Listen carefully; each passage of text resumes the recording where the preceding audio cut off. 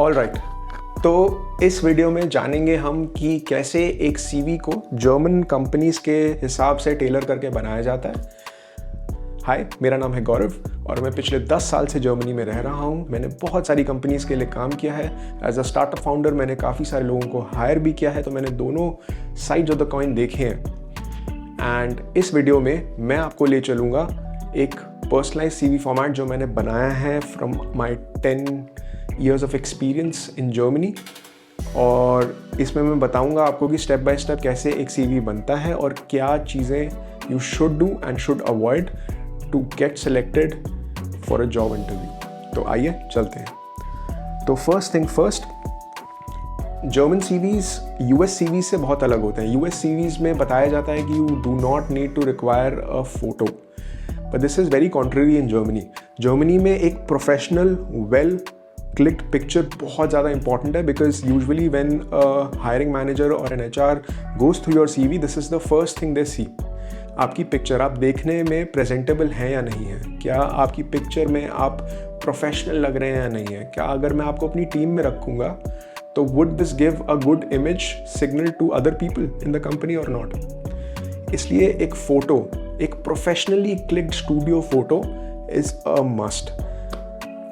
फिर आगे चलते हैं। सबसे पहले सीवी में आप अपना नाम लिखेंगे, विच इज़ सुपर इम्पॉर्टेंट। उसके नीचे आई सजेस्ट दैट आप अपनी क्वालिफिकेशंस के बारे में लिखें। अगर आपने MBA करा है, मास्टर्स इन इंजीनियरिंग करी है, बैचलर्स करा है, अपनी जॉब के नीचे अपने नाम के नीचे अपने टाइटल्स लिखें। This is highly important in Germany. Germany में titles play a key vital role. Germany as a country is a very title sensitive country. जितनी ज़्यादा क्वालिफिकेशंस आपको होता है, आपको सोसाइटी में उतना ही हायर दर्जा मिलता है। तो दैट्स वाई टाइटल्स लिखना यहाँ पे बहुत ज़रूरी होते हैं। सो पहला नाम लिखेंगे आप, फिर अपना टाइटल मेंशन करेंगे। उसके बाद सबसे इंपॉर्टेंट क्या होता है सीवी में, आपका email, because you want them to contact you. तो सबसे पहले ईमेल लिखेंगे, फिर आपका मोबाइल नंबर करेंगे, आपका address, date of birth. Now this is very important. ये चीज़ आपको मोस्ट ऑफ द फॉर्मेट जो इंटरनेट पे अवेलेबल हैं उसमें नहीं मिलेगा।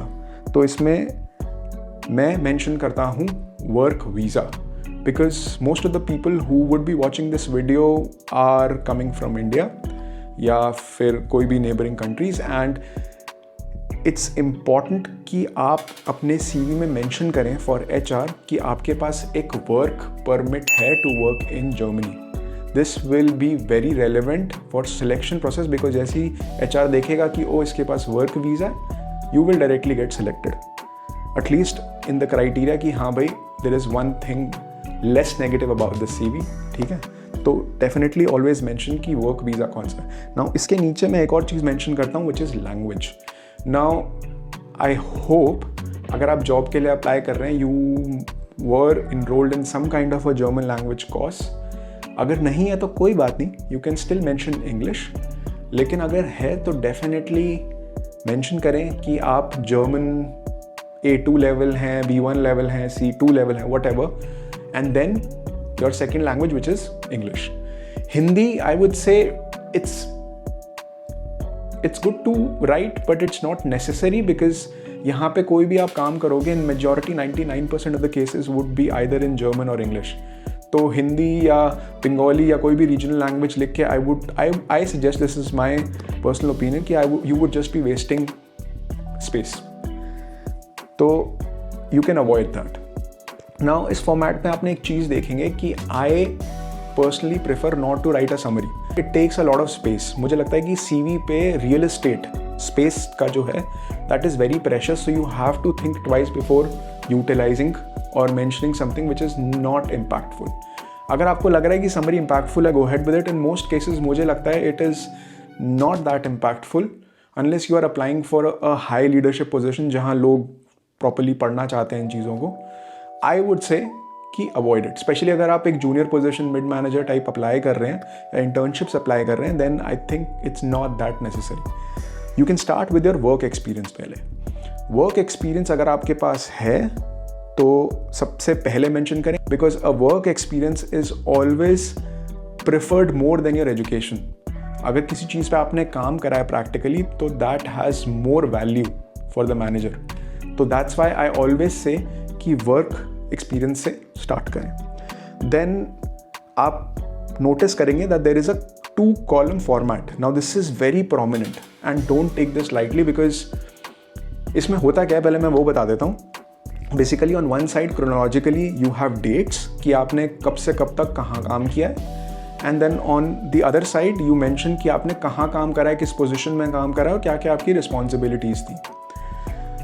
तो ये 2 column फॉर्मेट जर्मनी में बहुत ज़्यादा फेमस है और most of the hiring managers और HR स्पेशली उनकी आंखें ना सेट होती हैं इस फॉर्मेट को देखने के लिए। तो इसके अलावा अगर कुछ भी और दोगे ना, they prefer not to look at it for some reason. अब मुझसे मत पूछो कि ये क्यों होता है, but this is how it is in the country. और मैंने ये काफ़ी बार देखा है कि जो लोग इस तरीके का 2 column फॉर्मेट नहीं यूज़ करते उनका रिजेक्शन रेट यूजुअली काफ़ी हायर होता है, and as soon as they turn into it they start getting calls. अब मुझे नहीं पता ऐसा क्यों है, but this is a thing in the country. So moving forward, तो सबसे पहले हम लिखेंगे कि कॉलम 1 में किस साल से किस साल तक हमने काम किया था। उसके बाद हम लिखते हैं पोजीशन का नाम, what did we hold. This could be assistant manager, junior engineer, internship, whatever. फिर लिखते हैं कंपनी का नेम और लास्ट में लिखते हैं कि कहाँ पर काम किया था। It could be in Germany और इंडिया और व्हाटएवर। नाउ इसके नीचे थोड़ा सा लाइटर फॉन्ट में हम थोड़ा सा कंपनी का अप्रेजल लिख देते हैं, क्योंकि हो सकता है कि जिस हायरिंग मैनेजर और HR जिस कंपनी में हम अप्लाई कर रहे हैं उसके हायरिंग मैनेजर और HR को ने वो कंपनी के बारे में सुना ही ना हो, उनको पता ही ना हो। कोई बहुत amazing hidden champion type company हो जो बहुत अमेजिंग काम कर रही है, but since the HR hasn't heard about it, वो थोड़ा सा साइडलाइंस कर दें unless it's a big name. ठीक है, तो आई यूजुअली रेकमेंड कि वहाँ पे आप अपनी कंपनी का थोड़ा सा अप्रेजल करें कि भाई इस कंपनी की एक ग्लोबल मार्केट लीडर है, या फिर इस कंपनी ने $2 बिलियन का रेवेन्यू वर्ल्ड वाइड करा था, या फिर ये कंपनी एक series C startup funded company है, AI फर्स्ट कंपनी है, व्हाटएवर जो आपको लगता है कि आउटशाइंस अबाउट दैट कंपनी, वो आप लिख सकते हो just to make an appraisal of the company. Now this is not necessary, but I feel कि this creates an impact in the eyes of the hiring manager. Especially अगर आपके CV में वैसी कंपनीज हैं जो बहुत हाई-फाई ब्रांड्स नहीं है, जो majority of cases में ऐसा होता है कि we don't start with very high-fi brands, तो थोड़ा सा उनको अप्रेज करके बता देते हैं कि भाई ये कंपनीज हैं and this is what they've been doing. Very छोटा सा एक लाइन में, not too much, not exceeding 1 or 2 lines at max. Now, उसके बाद इंपॉर्टेंट स्टार्ट होता है are the responsibilities, what did I do in this company. इसमें usually एक टर्म होती है पावर वर्ड्स, जैसे कि आई तो खैर यूज़ नहीं करोगे, बट मैनेज्ड, लेड, सपोर्टेड, इस तरीके के पावर वर्ड्स यूज़ करते हैं to start the sentences. For example, I supported the department in strategising and planning the business activity और समथिंग। ठीक है, I am just using a random example, but इस तरीके से you write. And important is, लोग है ना इस सेक्शन में कहानियाँ गा देते हैं। भैया you have to keep it short, you have to keep it very crisp, because इतना टाइम किसी के पास नहीं है कि वो ये सब पढ़ेंगे। You have to keep it in 1 line and maybe at max 3 to 5 points at max. इससे ज़्यादा exceed करोगे it becomes boring and then information becomes redundant. ठीक है, तो 5 से 3 पॉइंट्स में एक्सप्लेन करो कि तुमने क्या उखाड़ा है, और try to put numbers and figures here, कि ताकि उनको ये माइंडसेट डेवलप हो कि हाँ यार ये बहुत ज़्यादा एनालिटिकल ड्रिवन है बंदा, because this is kind of a skill set जो अक्सर जर्मनी में लोग देखते हैं कि ठीक है, how good his business acumen is, अगर बिजनेस रिलेटेड जॉब है या अगर प्रोडक्ट मैनेजमेंट की जॉब है तो कितना अच्छा डिसीजन मेकिंग है या कितना अच्छा एनालिटिक ड्रिवन है। इस तरीके की एक्टिविटीज यूजुअली मैंने देखा है कि क्रिएट्स अ गुड इम्पैक्ट, कि मैंने 3% की ग्रोथ करी लास्ट कंपनी में, या अपने प्रोडक्ट में आपने क्या अचीव करा बेसिकली ना, कि मैं प्रोडक्ट डेवलपमेंट से गो टू मार्केट तक लेके गया फॉर एग्जांपल, या फिर मैंने ये फलाना प्रोडक्ट डेवलप करा इस लैंग्वेज पे जिसकी वजह से ये हुआ, you know, stuff like this you can mention in these 3 to 5 bullet points. और अपने सारे एक्सपीरियंसेस सिमिलरली आप इसमें डाल सकते हो, whether it be internships, some cases में मैंने ये भी देखा है कि लोग वॉलंटियरशिप भी डाल देते हैं इसमें, it is relevant to the job position, but anything which can help to showcase that you have worked on a project or a product which is relevant to the position you are applying for, ये काफ़ी ज़्यादा impactful होता है। तो इसको बहुत ध्यान दे के अगर ChatGPT यूज़ करना है करो, पावर वर्ड स्पेसिफिकली इनकॉर्पोरेट करो और इम्पैक्टफुल सेंटेंसेस, क्रिस्प सेंटेंसेस निकालो। ओके, नेक्स्ट सेक्शन आता है एजुकेशन का। एजुकेशन में भी हम 2 कॉलम स्ट्रैटेजी यूज़ करते हैं, जिसमें हम अपनी सबसे रीसेंट डिग्री को पहले लिखेंगे। तो इस साल से इस साल तक मैंने मास्टर्स ऑफ इंजीनियरिंग या मास्टर्स ऑफ बिजनेस या व्हाटएवर किया।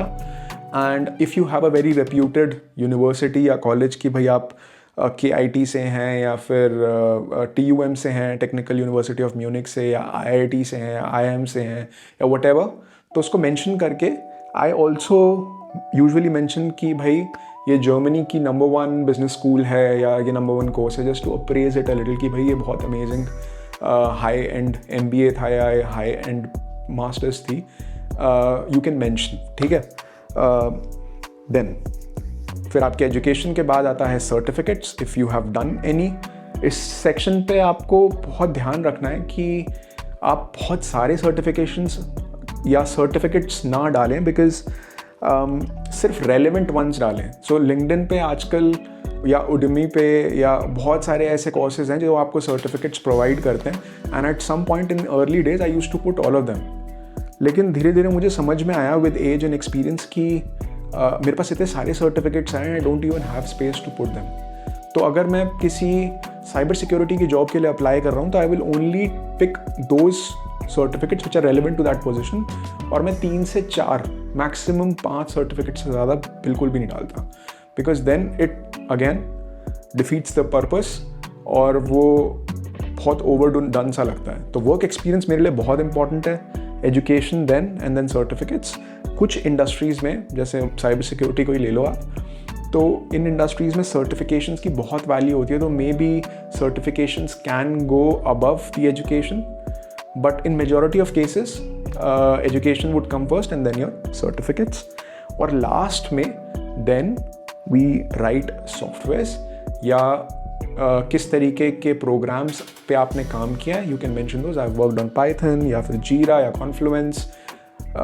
please do not mention very obvious softwares, because this again decreases your self worth, ठीक है। तो डोंट राइट कि भाई मुझे वर्ड आता है या मुझे पावर पॉइंट आता है, आजकल सबको आता है, ठीक है। तो if you mention this it adds no value, ठीक है। डोंट राइट कि मुझे टीम्स पे काम करना था, टीम्स पे इट्स अ स्टैंडर्ड, सबको काम करना आना ही चाहिए, तो टू बेटर रादर अवॉइड, ठीक है। और आई थिंक लैंग्वेज स्किल्स डालना, language as an programming language skills is always a benefit, irrespective कि अगर आप एक मैनेजर पोजीशन के लिए भी अप्लाई कर रहे हो, अगर आपको पाइथन आता है, एयरटेबल आती है, फिग्मा आता है, जीरा आता है, कॉन्फ्लुएंस आता है, इस तरीके के टूल्स हैं which can create an impact on your CV, because people usually actively seek out for such softwares in Germany. इसके बाद आता है एक बड़ा प्यारा स्वीट सा कवर लेटर, जिसका फॉर्मेट अपर आप एग्जैक्टली सेम यूज़ कर सकते हो, जिसमें आपकी photo, name, email address, mobile, फलाना इन्फॉर्मेशन होती है, and then the rest of the page you can use to create your cover letter, जिसके लास्ट में यूजुअली हम जर्मनी में साइन करते हैं। यू कैन डू इट और नॉट, इट्स ऑप्शनल, बट थोड़ा सा ऑथेंटिक फील लाने के लिए, कि पर्सनल टच लाने के लिए I would recommend that you should. And जो बीच का कॉन्टेक्स्ट होता है उसको आप अपना CV ChatGPT में डालकर you can try to create a cover letter. Just make sure कि cover letter has something as an additional information over your CV। ये मत करना कि CV की इन्फॉर्मेशन अगेन तुम रिपीट करके कवर लेटर में डाल रहे हो, ये भी बहुत थोड़ा नॉनसेंसिकल सा होता है, because why do I want to read as a manager twice the information same, right. तो कुछ एडेड चीज़ें एज योर एक्सपीरियंस या कुछ चैलेंजेस या कुछ स्पेसिफिक तुमने सीखा किसी पोजीशन में that you want to highlight, उस चीज़ के लिए अपने कवर लेटर को यूज़ करो। मेनी कंपनीज स्पेशली स्टार्टअप्स में cover letter has slowly started getting redundant, तो काफ़ी लोग पूछते भी नहीं है, बट काफ़ी बड़ी कंपनीज में they still want you to upload it. लेकिन मुझे लगता है it has become mostly a formality in most cases, but nevertheless don't take it lightly. Try to add some more information which is not there in your CV, and try to use it as a supplement to your CV कि ठीक है, ये सब तो मैंने कराई है, इसके साथ ये भी थोड़ी इन डेप्थ कहानियाँ हैं मेरी टू कॉम्प्लीमेंट दिस। एक लास्ट बोनस टिप मैं देता हूँ जो आपके CV को बाकियों से काफ़ी ज़्यादा आगे हाईलाइट कर देगा, which is adding a portfolio to your CV। ये मेजॉरिटी ऑफ जनता नहीं करती। तो may be in the job positions you worked in, you would have worked on some project, या फिर आपने अपने पार्ट टाइम में खुद से कुछ प्रोजेक्ट्स पे काम किया होगा, specially if you're applying as a product manager या फिर applying as a software engineer या फिर UX डिज़ाइनर या वट। तो इन केसेस में you have usually worked on a project, right? तो उन प्रोजेक्ट्स के बारे में छोटा सा एक फ़ोटो उनके बारे में कि इफ़ कोई प्रोटोटाइप था जिस QR कोड लगा के या लिंक लगा के, एक पेजर में इन 3-4 प्रोजेक्ट्स के बारे में थोड़ा थोड़ा लिख कर अच्छे से कंपाइल करके पोर्टफोलियो, 1 पेजर पोर्टफोलियो बना के साथ भेजो and see the magic happening. ना आने लगे कॉल तो बता देना। एक चीज़ और इम्पॉर्टेंट है, लोग हैं ना बड़ी जल्दी डिमोटिवेट हो जाते हैं। 25 से 30 जॉब्स अप्लाई करेंगे, वो भी महीने भर में, एंड देन से दे वुड स्टार्ट सेइंग कि कॉल्स नहीं आ रही मुझे, मेरे को तो कोई रिस्पॉन्ड ही नहीं आ रहा।